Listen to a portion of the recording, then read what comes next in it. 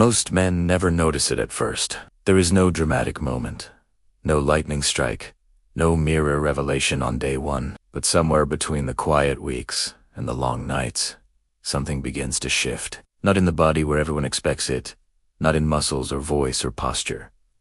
It starts in the eyes. For decades, people have talked about semen retention in terms of energy, discipline, or spirituality. Some dismiss it as superstition, others glorify it as a miracle. But what almost no one talks about openly is the subtle visual signal that experienced practitioners keep noticing again and again. After around 90 days, the eyes begin to change.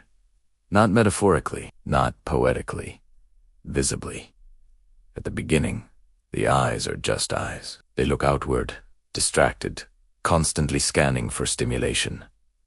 There is restlessness behind them. Even when a man is calm on the surface, the eyes often reveal scattered attention, low baseline arousal, and mental noise. This is not a moral judgment. It is a physiological and neurological state shaped by habits, dopamine loops, and constant release cycles. When ejaculation is frequent, especially when paired with high stimulation content, the nervous system stays in a reactive mode. Dopamine spikes hard, then crashes. Prolactin rises.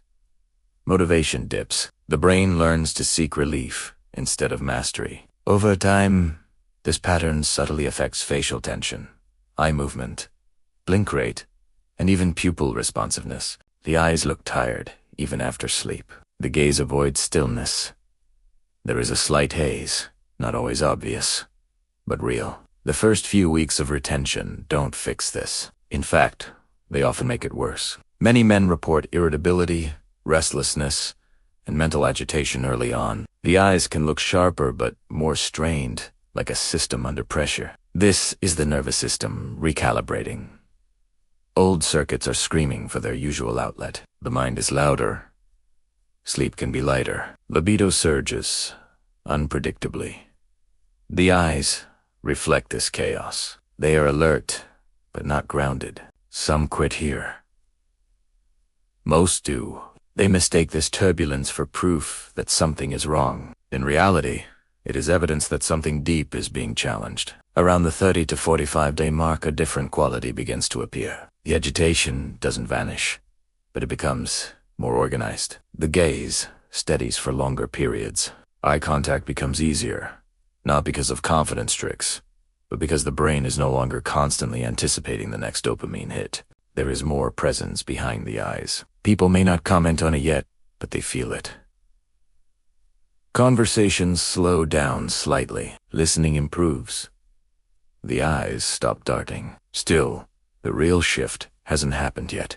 The 90-day window matters because it roughly aligns with deeper neurochemical and behavioral adaptation cycles. BT's point, the brain has been forced to find alternative ways to regulate motivation, reward, and stress. Dopamine receptors begin to normalize their sensitivity. Baseline energy stabilizes.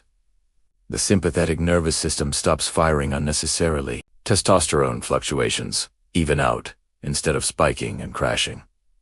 The body learns containment. Containment is the key word. When sexual energy is no longer discharged impulsively, it does not disappear. Some of it goes into physical vitality, some into mental focus, some into emotional regulation, and a surprising amount of it expresses itself through the eyes. Men who reach this stage often describe the same phenomenon using different words. Clear eyes, calm eyes, heavy eyes, still. L.S. Predator eyes. Predator eyes, monk eyes. None of these are scientific terms, but they point to a shared observation. The whites of the eyes often appear brighter. The gaze becomes slower but more intense. There is less blinking, not from staring, but from reduced internal noise. The muscles around the eyes relax. Tension drains from the brow. This is not magic. It is physiology meeting psychology. When a man is no longer leaking energy through constant release, the body subconsciously interprets this as readiness. Readiness for effort, for challenge, for confrontation if needed. The nervous system shifts from a pleasure-seeking mode to a resource-holding mode. Animals do this instinctively. Humans override it with habits. Retention reactivates it. The eyes are one of the first places where this internal shift becomes visible, because they are directly linked to the brainstem, limbic system, and autonomic nervous system. When someone is anxious, overstimulated, or depleted, the eyes give it away instantly. When someone is regulated, alert, and grounded, the eyes broadcast it without words. This is why people sometimes react differently around men who have been retaining for months, not always positively, not always consciously. Some feel drawn in. Some feel intimidated. Some feel exposed. The eyes are no longer seeking approval or validation. They are observing, measuring. Present. Another change that often goes unnoticed until it is pointed out is emotional transparency. After prolonged retention, many men report that their eyes reflect their emotions more honestly. Sadness looks deeper. Joy looks quieter but more real. Anger, when it appears, is controlled, not explosive. This is because emotional regulation improves when the reward system is no longer hijacked by constant sexual release. Feelings pass through instead of being numbed or drowned out. This can be uncomfortable. There is a myth that semen retention turns men into emotionless machines. In reality, it often does the opposite. It removes the artificial buffer. The eyes stop hiding. This is why some men feel vulnerable around the 6 to 9 a day range. They are more visible, more readably, more real. There is also a social dominance component that people rarely analyze properly. Dominance is not aggression. It is nervous system stability under pressure. The eyes of someone with stable internal energy do not rush, flinch, or overreact. They don't need to assert themselves loudly. The gaze holds without effort. This is deeply wired into human perception. Long before language, eyes signaled threat, safety, leadership, and intention. After 90 days, many men notice that others break eye contact first, not because of intimidation tactics, but because the gaze no longer carries neediness. Neediness is repellent at a primal level. Retention gradually removes it. Critics will argue that this is placebo, confirmation bias, or that argument ignores a basic fact. Internal states change external signals. Whether the cause is semen retention specifically, or the discipline, self-control, and delayed gratification that come with it, the result is still real. The eyes change because the person behind them has changed. It is also important to say what this is not. This is not a guarantee of enlightenment. It does not make someone superior. It does not replace sleep, nutrition, training, or purpose. Retention without direction often leads to frustration, arrogance, or stagnation. The eyes can become hard instead of calm, sharp instead of clear.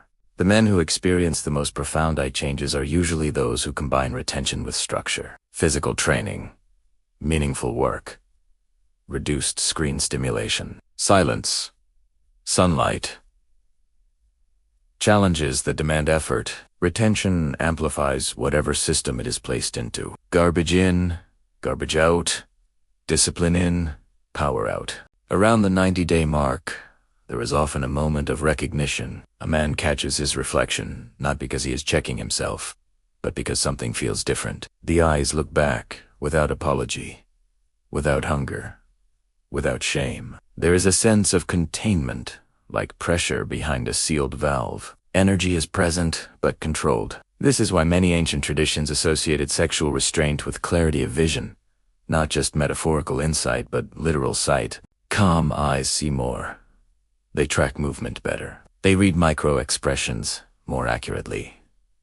They do not rush to interpret. These has real-world consequences in negotiations, conflicts, leadership, and relationships. Interestingly, many men report that women comment on their eyes rather than their body or voice. You look different.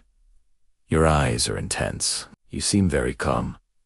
These comments are rarely about semen retention itself. They are reactions to the signal. The signal precedes explanation. Beyond 90 days, the changes do not necessarily intensify dramatically, but they stabilize. The eyes become a baseline rather than a peak. This is where retention stops feeling like a challenge and starts feeling like a state. At this point, breaking the streak feels less tempting, not because of willpower, but because the nervous system has adapted to a higher standard of regulation. And here is the part almost no one wants to hear. If a man reaches this stage and then returns to old habits, the contrast is brutal. The eyes dull quickly.